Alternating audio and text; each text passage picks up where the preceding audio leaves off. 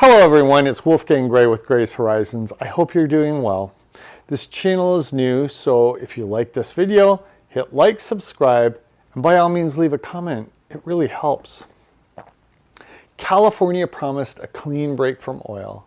Then prices spiked and Sacramento blinked. Not because physics changed, but because voters felt it in their wallets. The state that preached purity just proved it still runs on oil. This California oil reversal is a masterclass in contradictions. For years, California sold a moral brand: decarbonize fast, punish big oil, and lead the world into a cleaner, brighter future. Bans near homes, EV mandates, lawsuits, big speeches on big stages. On paper, it looked decisive. In reality, people still need to drive to work tomorrow morning. Then prices spiked. Households felt it first. Small businesses felt it next. And that's when Sacramento blinked. Rules that were framed as historic and non-negotiable suddenly became flexible.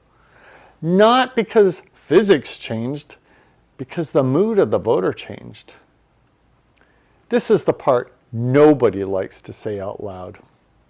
When the economic pain shows up at the pump, green ideals adjust, the principle meets the price, and the price usually wins. Not because people hate the planet, but because the grocery bill is due on Friday and the car still runs on gasoline today. That shift exposes the real story behind the transition narrative. We were told the glide path would be smooth: solar, wind, batteries, EVs, and a little patience. But scale is a merciless teacher. The new system does not yet replace the old one at the same reliability, the same density, or the same price. So even as we build out renewables, the state quietly admits what was always true. We are in a mid-transition, where the old system still carries most of the load while the new one grows up. Mid-transition isn't a bumper sticker. It's logistics, steel, and math. It means maintaining refineries while building battery factories. It means permitting transmission lines while keeping diesel trucks on the road. It means telling people the truth. This will take longer, cost more, and require redundancy. If you want to run a post-oil economy, you don't just announce it. You build it, brace it, and back it with something that can dispatch power on the hottest night of the year, when the wind dies and the grid groans. And here's the tell. Power, when cornered by reality, becomes elastic.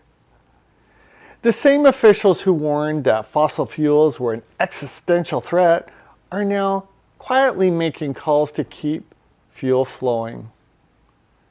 Smoothing import bottlenecks. Fast-tracking what they need to fast-track. Shelving what they need to shelve. Yesterday's moral line becomes today's bargaining chip.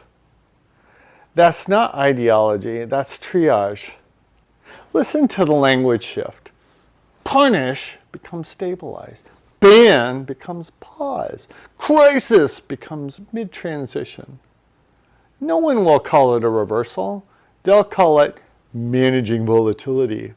But the effect is the same. The state bends to keep the system alive. And yes, that means hypocrisy is in the room. The same podiums that condemned oil are now behind closed doors asking oil to help hold the line. You can call that growth. You can call it realism. I call it proof that the sermon was never sovereign. The market was. None of this should be shocking California imports a lot of the energy it consumes, whether directly in fuel or indirectly through goods and electricity. When you export your emissions on paper but import products and power in practice, you're not clean. You're outsourced. That may look virtuous in a press release. It looks fragile in a crisis. And fragility is the point. California has been pitched as the model for the nation, the template others should copy. But a model that cracks under economic stress is not a model, it's a mood.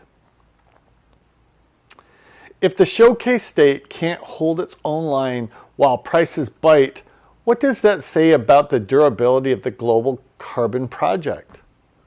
Because the physics don't change when you cross a state line. The grid doesn't care about slogans.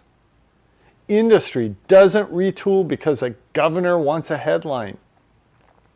It retools when capital, commodities, and permitting align in the real world. So let's get honest. If you want EVs, you need minerals. If you want minerals, you need mines and refineries. If you want mines and refineries, you need permits, water, and political will. If you don't want any of that near you, you still get it just in someone else's backyard, out of state or out of country, with fewer cameras and looser safeguards. We didn't eliminate trade-offs, we exported them.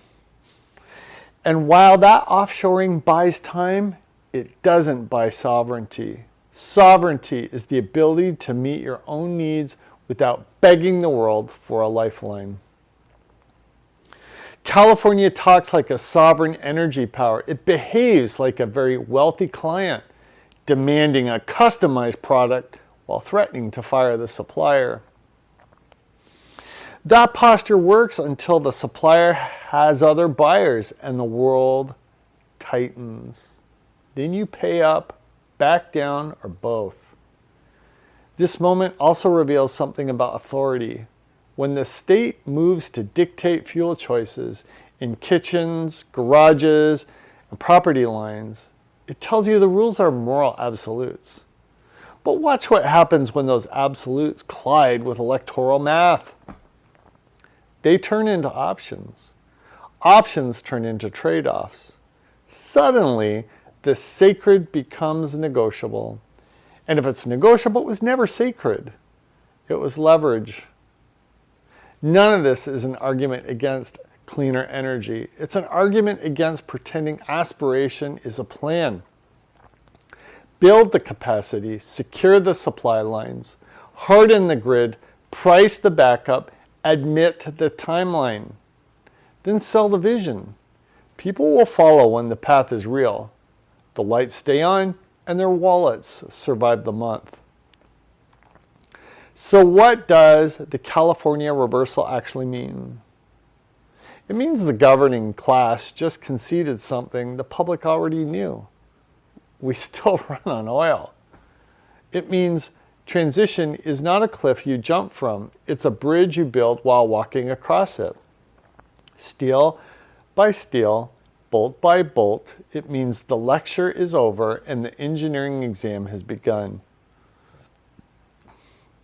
If you want a headline, here's mine. California didn't betray its values. It finally acknowledged its dependencies. And dependencies don't care about press conferences.